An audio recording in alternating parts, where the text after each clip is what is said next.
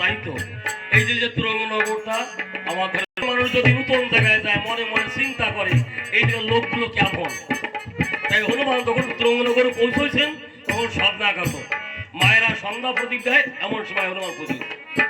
হনুমান মনে মনে চিন্তা করছে এই রাতটা একটা বৃক্ষের পরে বিশ্রাম নিয়ে প্রভাতে আমি রাজার সঙ্গে দর্শন করবো। পাথরে চলে গিয়েছে দেবতস্কর তুলে বলে পারো তো ঢেলাও।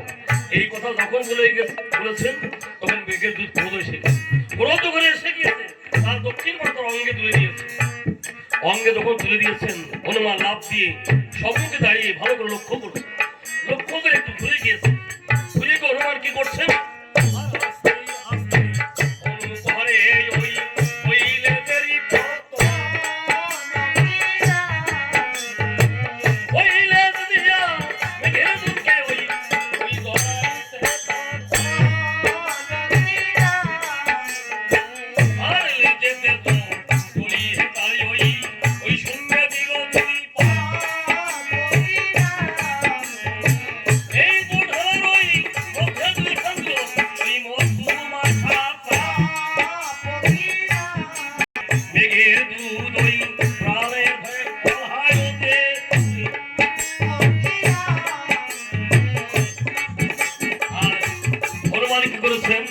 মেঘে দুধকে ভালো করে নিচে জড়িয়ে শূন্য ঘুরে নিয়ে গেছে দোড়ার ভিতরে।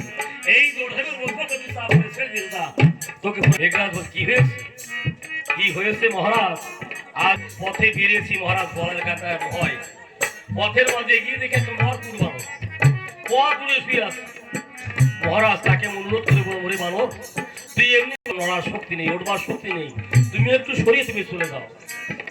মহারাজ আমি এক হাতে সরাতে গিয়েছি, কিন্তু এক হাত দূরের কথা দুই হাতে টানাটানি করলাম, তাকে নাড়াতেই পারলাম না। তখন তাকে বললাম তোকে যে নাড়াতে পারলাম না, সে বললো আমাকে কি নাড়াবে?